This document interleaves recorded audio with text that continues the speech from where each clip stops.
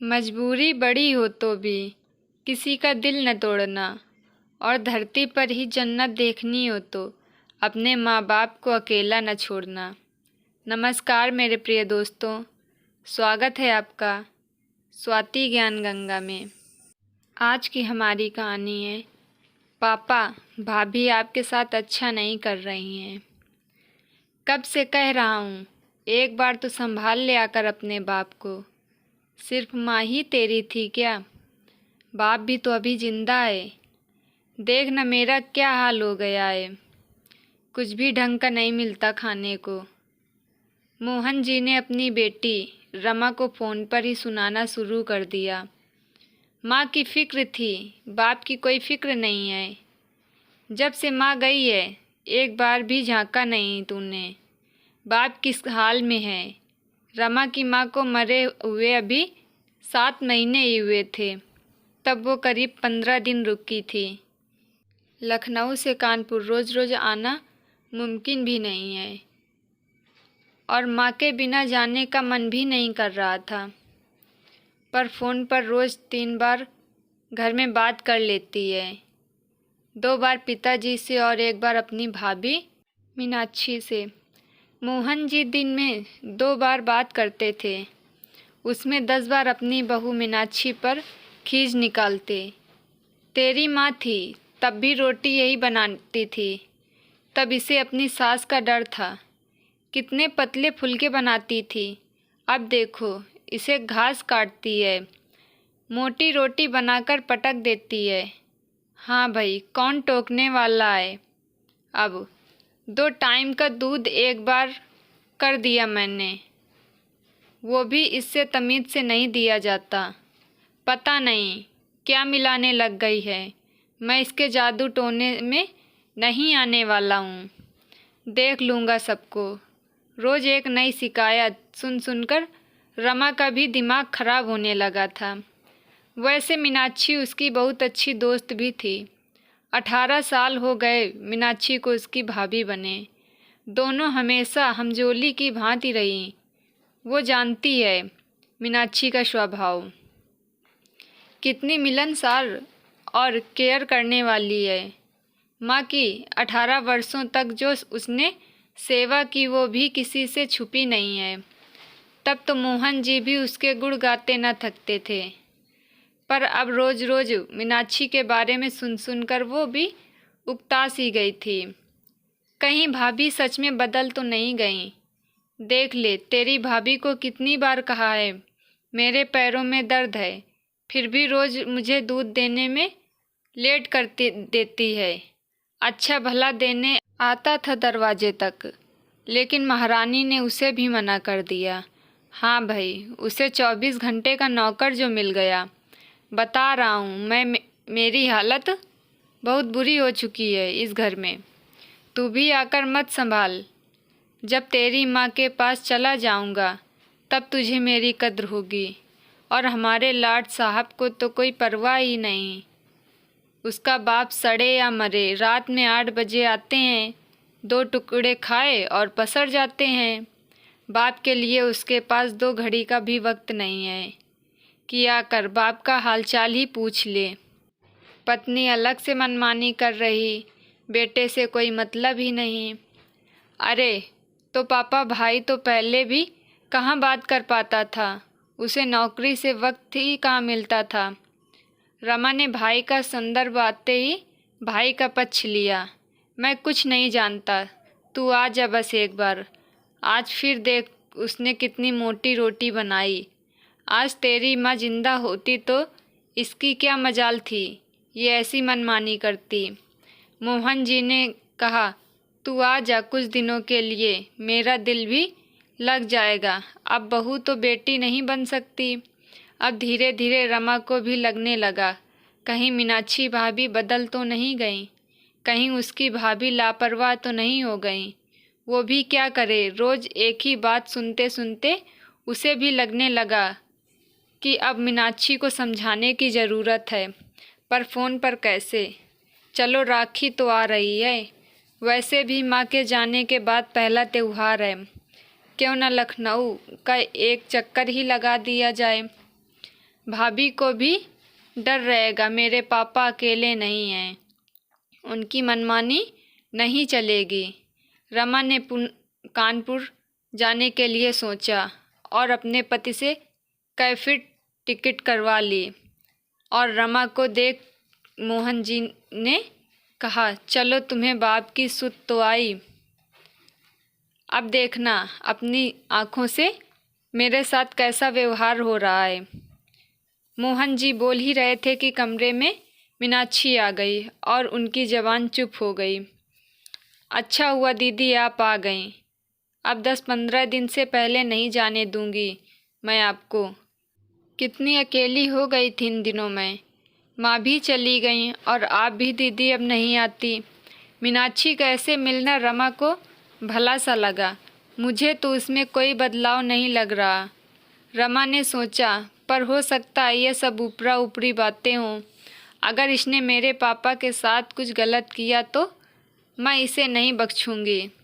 रमा मन में धार आ चुकी थी। माँ के बिना घर भूतों का डेरा लग रहा था, एकदम खाली, जैसे सिर्फ वही रहती थी। यहाँ आज माँ की अहमियत का एहसास हुआ।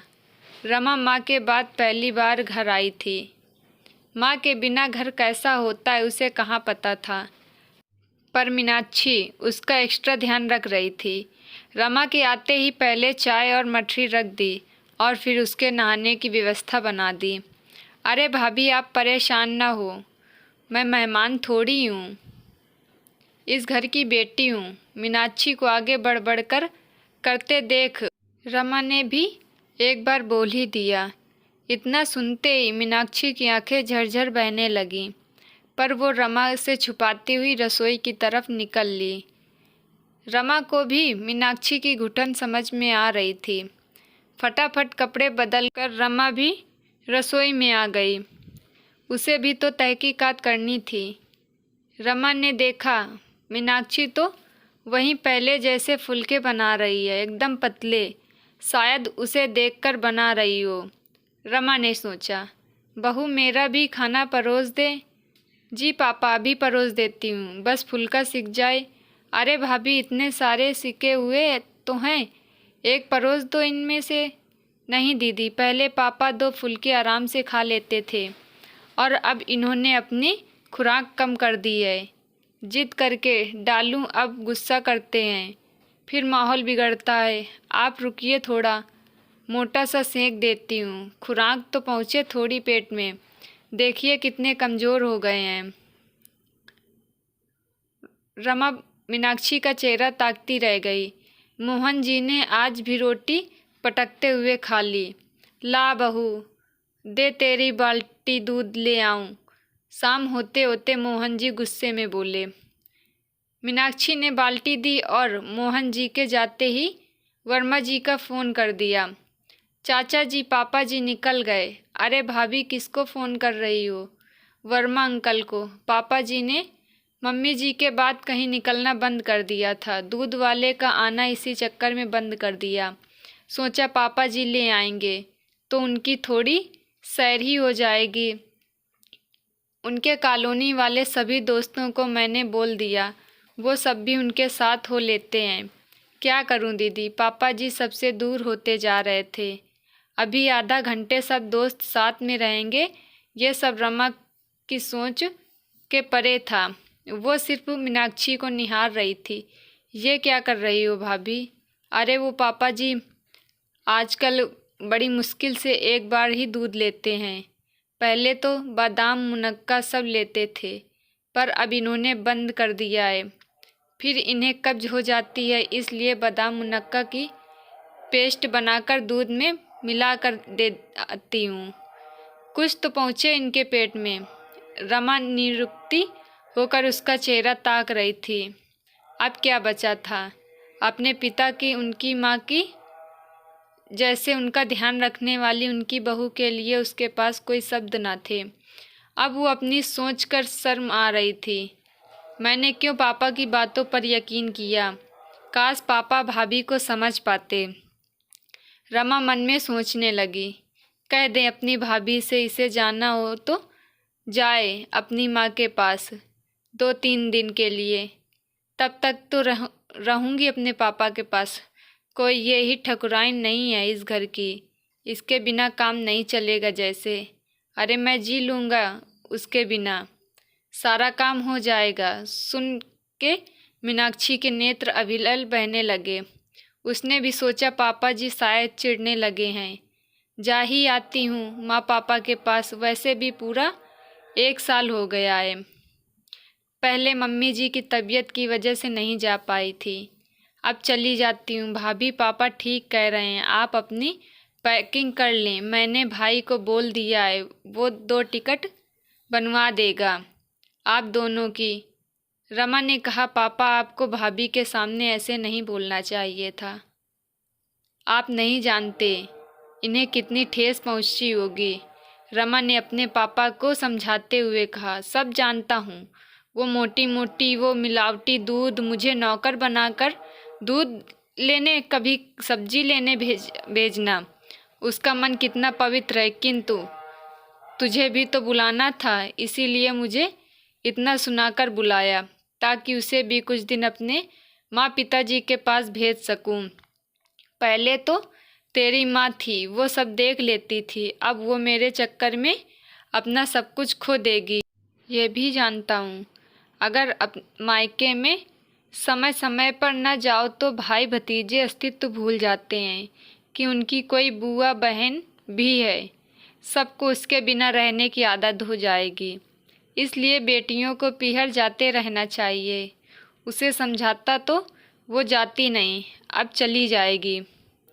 दिल दुबने की बात छोड़, वहाँ से आएगी तब उसका मन खिला हुआ होगा, बस वही महत्वपूर्ण है। मीनाक्षी दरवाजे पर खड़ी सब सुन रही थी और मुस्कुरा दी। रमा भी हंस दी। पापा का प्यार देखकर, बहू और ससुर का ये अनकहे रिश्ते को देख रमा की आंखें नम हो गई। ये दोनों बिना कहे ही एक दूसरे का ख्याल इतना अच्छे से कैसे रख लेते हैं। दोस्तों, यह छोटी सी कहानी आपको कैसी लगी प्लीज़ कमेंट में बताइएगा। अगर आपको अच्छी लगे तो प्लीज़ चैनल को सब्सक्राइब कीजिए और वीडियो को भी लाइक कीजिए। मिलते हैं एक और अच्छी वीडियो के साथ। बाय बाय दोस्तों।